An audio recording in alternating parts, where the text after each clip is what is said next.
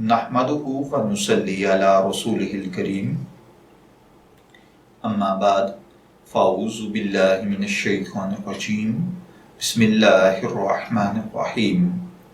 अस्सलामु अलैकुम dear viewers, हमारा आज का टॉपिक है चोरी शुदा सॉफ्टवेयर का यूज़।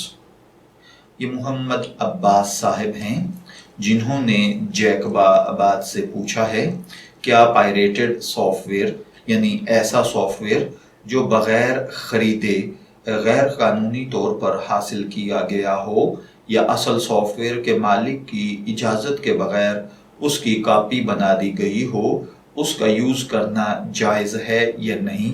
और दूसरा पॉइंट ये है क्या पायरेटेड सॉफ्टवेयर से हासिल होने वाली कमाई हलाल है। और तीसरा उनका ऑप्शन है एक बंदा अपना कारोबार इस्लामी तरीके के मुताबिक करता है लेकिन इस कारोबार के लिए इस्तेमाल होने वाले औजार यानी टूल्स उसने चोरी किए हैं, यानी उसके सॉफ्टवेयर जो हैं वो चोरी शुदा हैं, तो क्या इससे हासिल होने वाली कमाई हलाल होगी या नहीं। देखिए भाइयों और बहनों, ऐसा सॉफ्टवेयर जिसके कानूनी तौर पर कॉपीराइट के हुकूक महफूज हों, उसके साथ साथ इस सॉफ्टवेयर को कंपनी की तरफ से मुकर्रर करदा कीमत अदा किए बगैर अगर इस्तेमाल करने की इजाज़त ना हो तो ऐसे पायरेटेड सॉफ्टवेयर इस्तेमाल करना धोखाधड़ी पर मबनी है, इससे इज्तनाब करना चाहिए।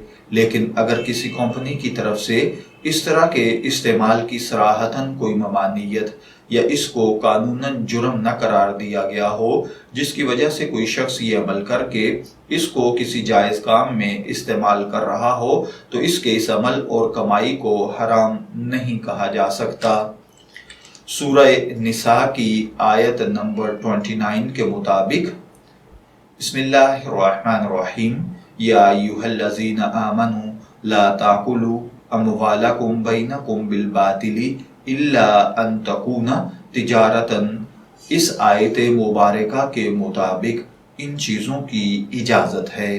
मैं दुआ गो हूँ कि अल्लाह ताला हमें इन बातों को समझकर इनके मुताबिक अमल करने की तौफीक अता फरमाए। शब्बीर अहमद को इजाज़त दीजिए, फिर हाजिर होंगे किसी नए टॉपिक के साथ। तब तक के लिए अल्लाह हाफिज़।